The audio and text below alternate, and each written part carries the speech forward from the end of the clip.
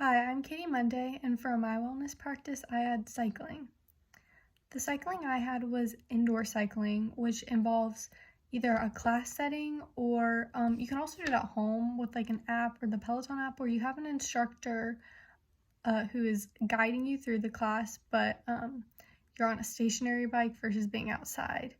Usually the classes last around 45 minutes to an hour, and they use muscle groups, mainly your calves, your quadriceps, your gluteal muscles, and it also involves a lot of core strength to keep yourself supported on the bike and to make sure that you're pedaling properly.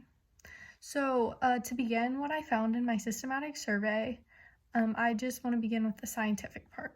So for some scientific evidence I found that cycling was very effective in calorie burn. The average calorie burn was around like 300 all the way up to 500 based upon the class and the amount of time spent cycling. The 500 would obviously be more so for an hour class versus the 300, maybe a 45-minute to 30-minute class, depending on the rigor.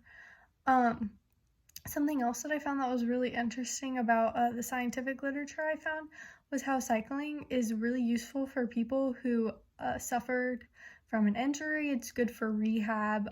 It's good also to prevent injuries because it's low impact, so it doesn't cause a lot of muscle and joint problems.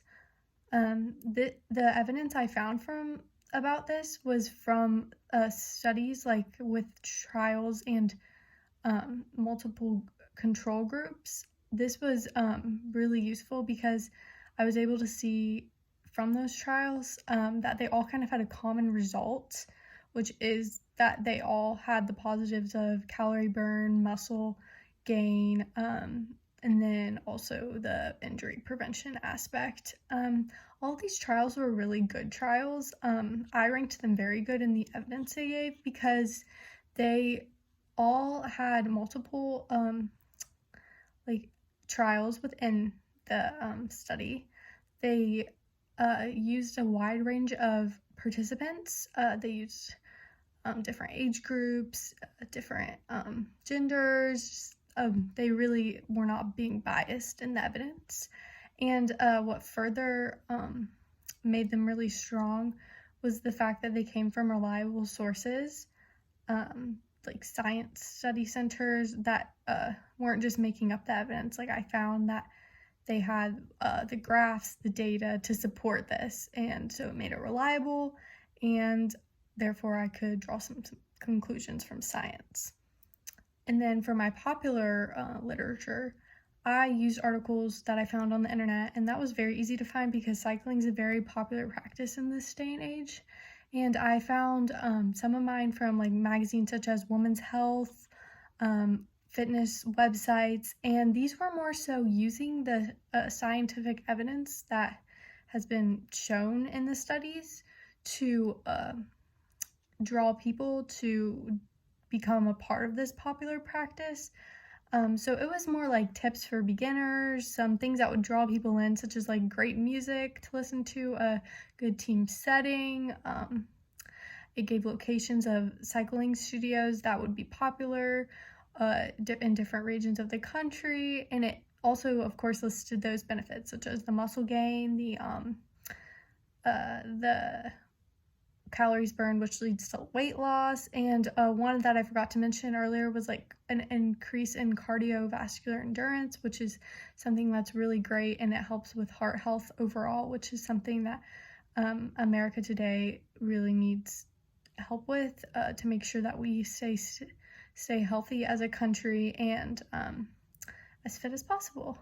So when I compared the popular literature to the scientific literature in terms of the like quality of evidence it gave, obviously I had to rank it as like more so good because it didn't do the trials and conduct the trials, but it still did cite trials as evidence for what it was saying, and it used like expert opinions more so and didn't necessarily use trials, but it made it more easy for the average person to read, which is mainly what everyone who would be starting this practice would be reading, not a bunch of different trials. So it probably would be more so beneficial to this wellness practice because it is helping it to gain popularity, because it's being shown in like popular literature, online, and online can lead to social media. So overall, it definitely has probably drawn more people to the practice,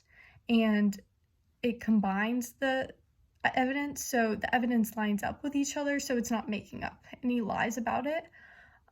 So overall, the conclusions I was able to draw about this wellness practice is that it's a really great wellness practice to maintain cardiovascular fitness, muscle gain.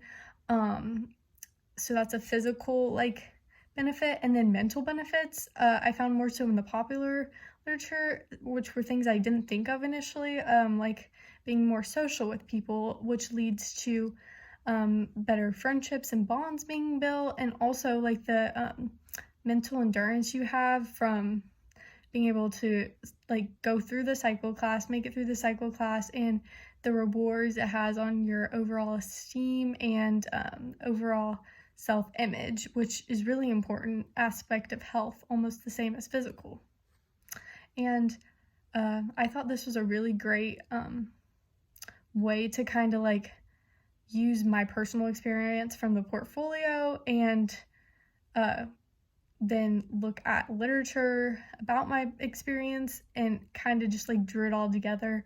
And I realized that I was experiencing the same things that it was saying in the literature. So I don't know, it just made it all combine and made everything come together.